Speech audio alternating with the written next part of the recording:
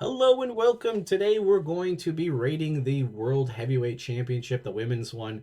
I think they just call it the Women's Championship, or like I don't even know what they necessarily call it. I count it as the heavyweight title because that's what it is on the men's side of things, but I think they like change it up just because I don't want heavyweight in women's titles, which doesn't really matter.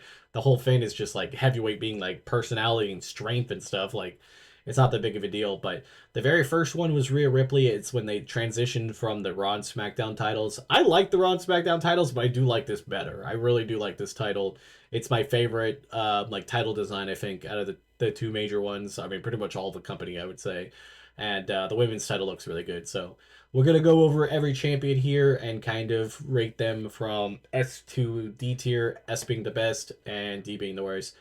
Rhea's first run, it was honestly like a little disappointing in certain areas. I think she really had a lot of squash matches and she didn't really have a lot of in between storyline with it. It was just kind of like they threw somebody at her and they just let her kind of take everybody out, even Nia Jax and big people like that. And even Becky Lynch, she completely took out. And I think she would have held on to that title if it wasn't for injury for a long ass time. I mean, she'd already hit a year or almost to a year when she had to relinquish it to I think it was over a year. Yeah, it was over a year. And when she had to relinquish it, and then Becky ended up getting it from the Battle Royale. Then we had the second run where she took it away from Liv Morgan. It's like right in between these two right here, and then eventually lost it to Io Sky. Really felt like it was something that they just didn't really plan out that well when she had the revenge tour against Liv, it would look good, but if she didn't win it right away, it seemed kind of pointless to have match after match. And then when she finally won it, what is on the Raw Netflix, she only held it for about 3 months and really didn't do much with it. So if you add the combine of them, I think I'd put it in a solid B. I do think it's kind of the big standard altogether of these, but altogether these title runs have been all over the place. But I definitely think Rhea's had been pretty solid the first one. It just wasn't like necessarily, if it was going to be that long, it should have been built a little bit like of storyline over squash, I guess. Then we have Becky Lynch. Like I said, she took the title from Rhea just as a vacancy type thing because Rhea got hurt. She won the Battle Royale and had that title. Didn't really get to do much with it. I think they just kind of put it on Becky because they didn't know what to do. Becky had just had the match with Rhea not that long ago, and I think they really wanted Liv to take the title off of Rhea, but there really wasn't much, so they really wanted to get that story drummed up and get Liv, the turn and all that on, like get Dom to turn on Rhea and all that. So I think that ended up helping out a little bit.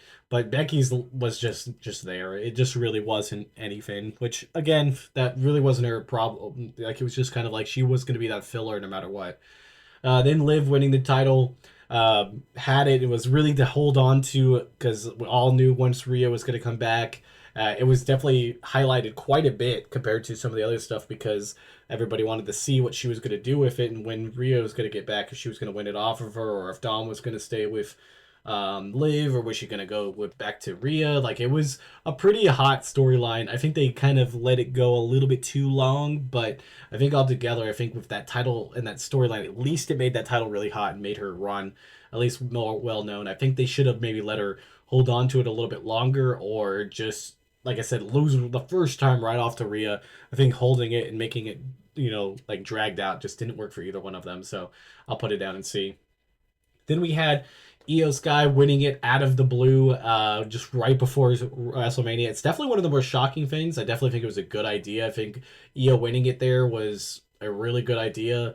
And I think she did really well with like the few matches that she had. Obviously, she didn't get much on it. She had the triple threat at WrestleMania, which is an S tier match. She had the match with Rhea right after that, which I think was another S tier match where Naomi cashed in on her. So it's only two matches, but those two matches are really good. So honestly, I think I'd slide it into to B. It just those matches were so good for it being such a short reign. That's the best way to do it.